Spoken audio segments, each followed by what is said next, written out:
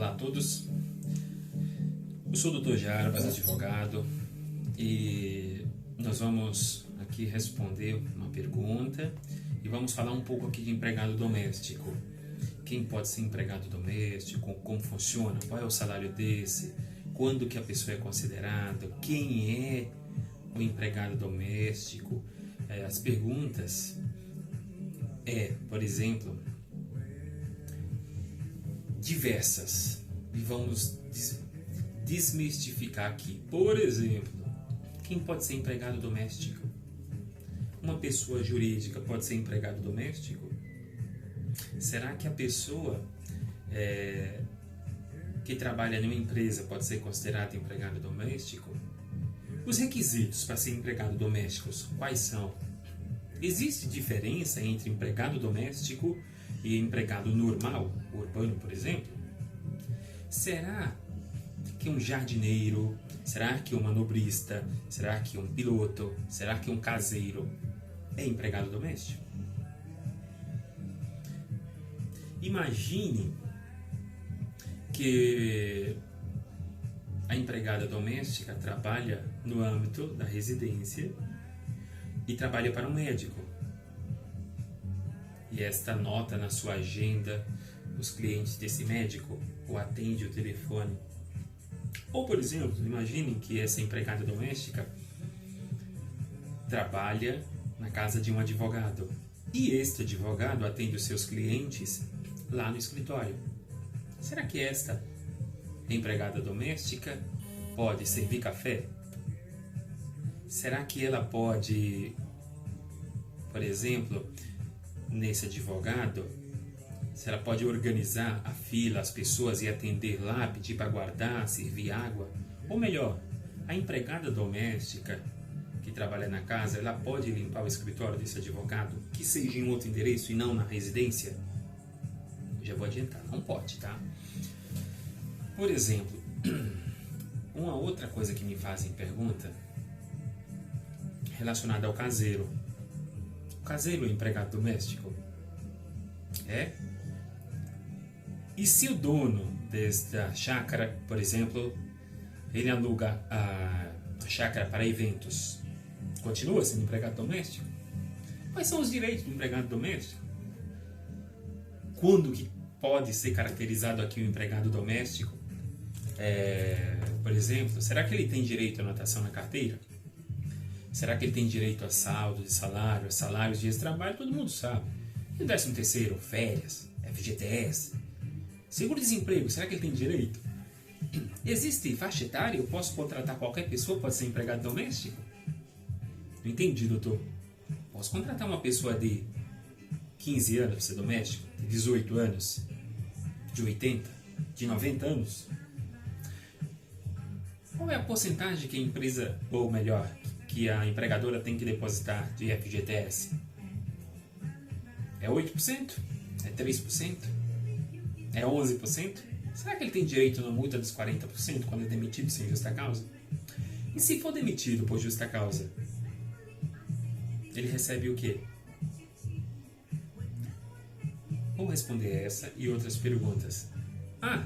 Outra pergunta que me faz bastante. Doutor, eu sou empregada doméstica, eu sou babá. Viajei de férias. Como é que fica as custas desta? Alimentação, hospedagem, moradia, tudo. Horas extras, ela recebe? Vamos dar outro exemplo aqui que sempre está no escritório. Doutor, é o seguinte.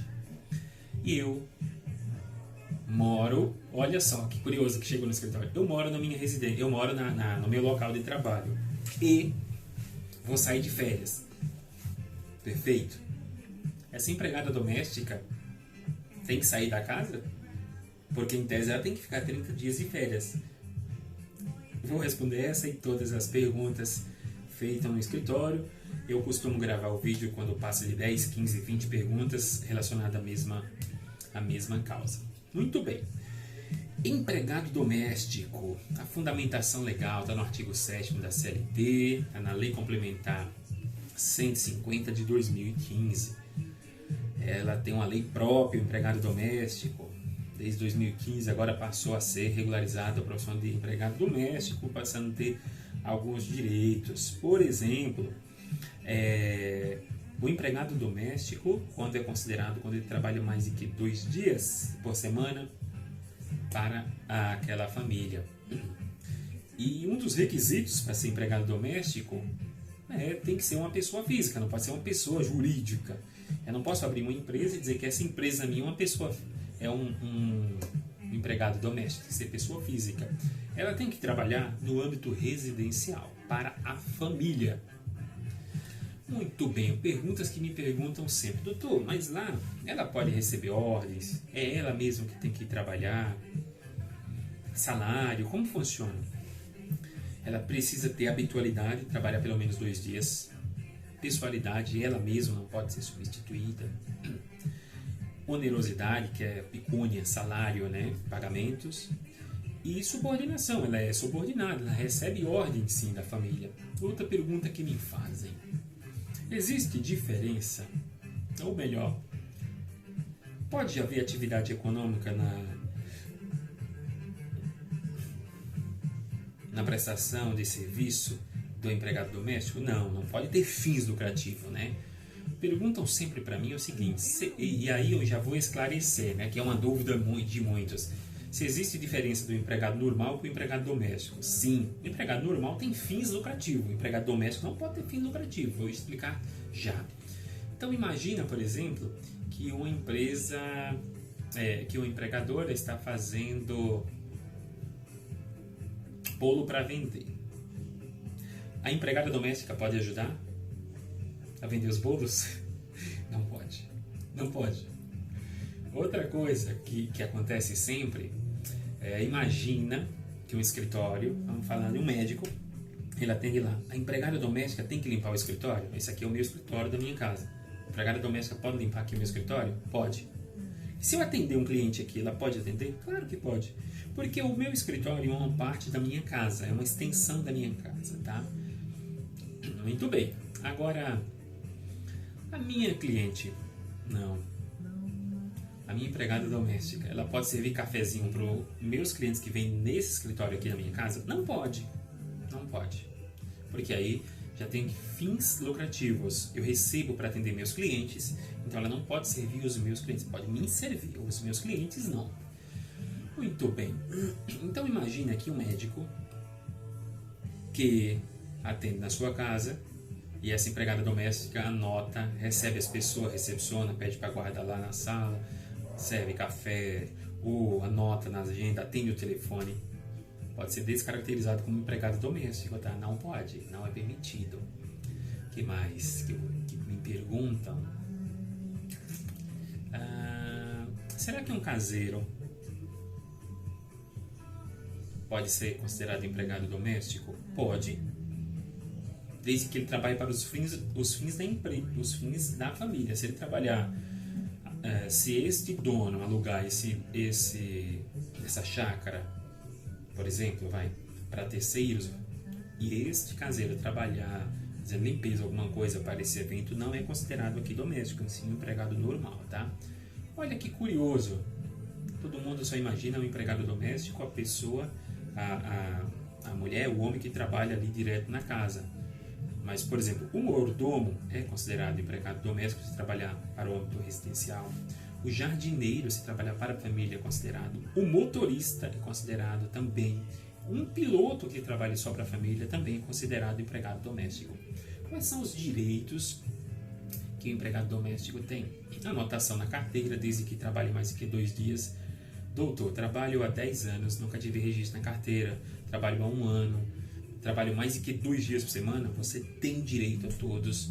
Está assegurado assim, tá? Pela consolidação das leis do trabalho. Você tem que ter anotação na sua carteira, tem que ter saldo de salários, é claro, 13º, FGTS, férias de mais 30%, horas extras, adicionais noturno, tudo de direito. Se você for demitido sem justa causa, você tem direito ao FGTS, ao aviso prévio, ao 13º, seguro-desemprego, saldo de salário. E que curioso, olha, tem idade mínima para ser contratado como empregado doméstico. A idade mínima é 18 anos.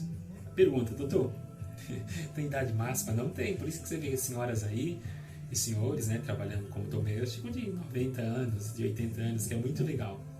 Tem uma cliente minha que ela disse que ela não sabe se ela é funcionária ou se ela é amiga da patroa. Tão legal. São idosas as duas. O que mais? Que me pergunta se o empregado mora na residência, chegou o período de férias, ela tem que sair de férias? Ela tem que sair da casa? Não, porque aqui, pô, imagina que injustiça, ter que alugar um cômodo, um hotel para ficar. Não, permanece lá, só não pode trabalhar. Se trabalhar, tem que ser computado como horas extras. Perfeito? Pergunta muito babás, perguntam bastante para mim quando elas viajam, como é que funciona, se elas têm direito às horas extras. É claro que tem direito nas horas extras. E as despesas desta, como funciona? Todas as despesas têm que ser suportadas para a Disney. Por exemplo, se for viajar para os Estados Unidos, a família precisa custear tudo, tá? O FGTS da doméstica é diferente dos demais. Como funciona? É 8%? Não, ela deposita 8 mais 3,2%, que é equivalente aos 40% do empregado normal quando é demitido. Que mais? Tarará. Se o empregado doméstico, deixa eu ver outra pergunta que me fazem, for demitido sem justa causa, ele recebe os 40%? Não, porque mês a mês a empregadora já deposita 3,2%. Se for demitida sem justa causa, olha que curioso, sabe aqueles 3,2% além do 8% que deposita mês a mês? Devolve para a família, tá? O doméstico foi contratado para uma família e essa família era bem pobre. Chegou para mim assim em casa, bem pobre demais assim. De repente a família ficou rica. Quem tinha uma casinha simples passou a ter uma mansão. Quem tinha um carro tem 5 carros na garagem. Empregada doméstica tem direito a PLR, participação dos lucros nos resultados? Não tem, gente. Por que não tem? Porque a família, quando o empregado doméstico trabalha sem fins lucrativos, tá?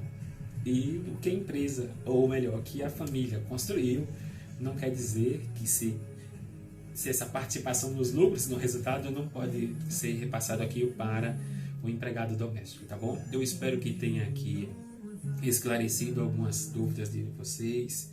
Caso as dúvidas persistam, por favor, pode me perguntarem, estou aqui às ordens, responderei na medida do possível. Pode ser pelo WhatsApp, pelo número 98328-5442, DDD de São Paulo, ou pode ser pelas redes sociais, me sigam lá, caso queiram. As minhas redes sociais, o Instagram é JarbasMD Advogados.